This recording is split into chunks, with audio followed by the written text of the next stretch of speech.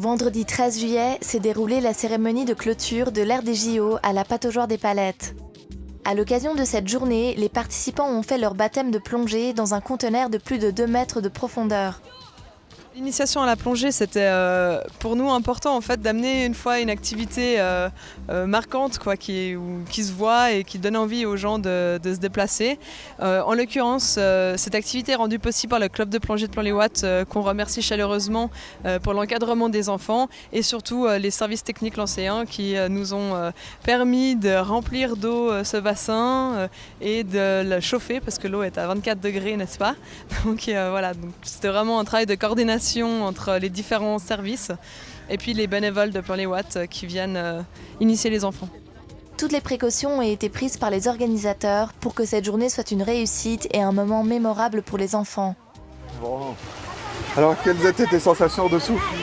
Bien. C'était bien? Oui. T'as pas eu peur? Non. Elle est bonne. Oh. Alors, t'es prêt à aller voir les requins? Ouais.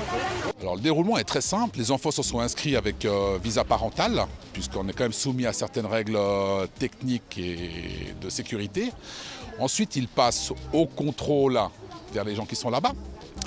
Une autre personne les instruit en faisant un petit briefing sur ce qu'est la plongée, donc comment ça se déroule, les conséquences techniques, certains gestes à connaître, puisque sous l'eau on ne peut pas parler. Ça, c'est le bon côté de choses de la plongée. Ensuite, ben voilà, comme on dit clairement, c'est enjoy. Ils rentrent dans le bassin et ils s'éclatent. Il y avait des pros, ils nous aident un peu. Et par exemple, si ça va bien, tu fais comme ça. Et si ça va pas bien, tu fais comme ça. Et si tu fais comme ça, ils te laissent un peu remonter. Et après, il te dit qu'est-ce qui va pas. Après, quand tu le dis, il dit si c'est pas grave ou pas. Et après, on y va encore dans l'eau. Et on est deux en fait. On choisit quelqu'un.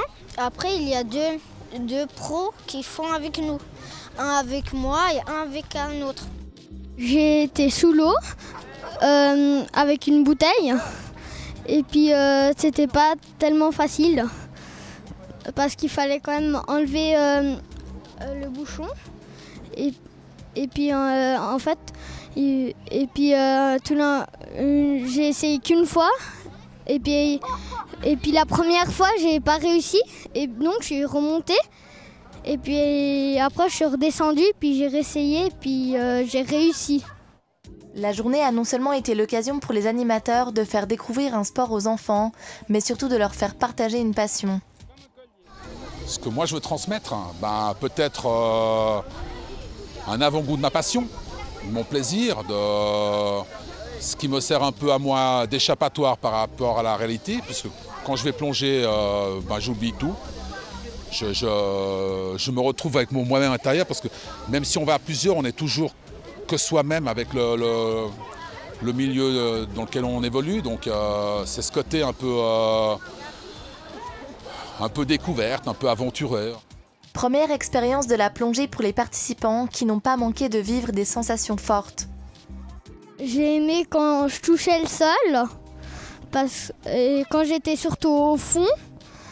Et puis j'aime bien quand je touche le fond. Et puis j'aime aussi bien quand je montais dans l'échelle. Parce qu'en fait, c'est pas facile. J'aime bien quand c'est pas facile.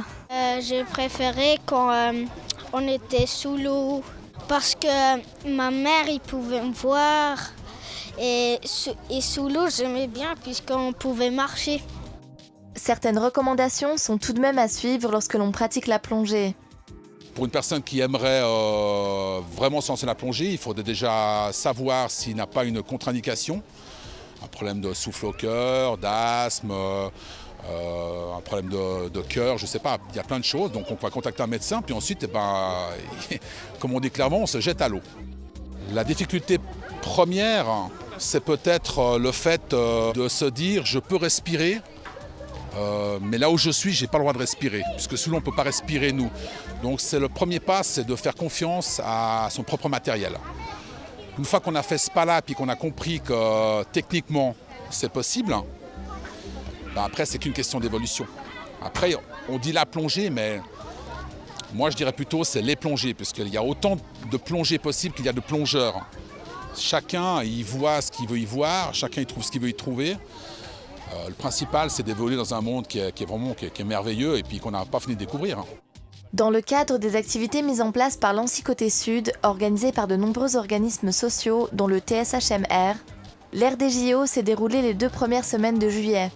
Les animateurs dressent un bilan positif de ce projet qui a proposé une initiation à divers sports pour les enfants et les adolescents. La qualité des animations qui ont été proposées, que ce soit par les bénévoles, les associations sportives, les personnes qui ont contribué en temps, en heure ou en matériel à nous soutenir, c'est vraiment pour nous très important qu'elles aient trouvé leur place dans ce support logistique et pour nous à ce niveau-là c'est une réussite. On a été aussi ravis de la qualité des interventions qu'on a fait venir, que ce soit la plongée ou par exemple l'escalade, on sent vraiment que les enfants ont eu du plaisir, etc. Et puis en termes de création de lien social, qui est quand même un petit peu le combat majeur de notre travail, oui, je pense qu'après 2 semaines, il y a plus de gens qui sont descendus venir voir, nous rencontrer, nous poser des questions, il y a plus de parents qui ont accompagné leurs enfants et je pense que ce soir, on aura plus de monde aussi pour les grillades de clôture parce qu'on a vraiment eu l'occasion d'échanger plus que ce qu'on a le temps de faire le reste de l'année. L'Air des JO vous donne rendez-vous l'année prochaine pour de nouvelles activités.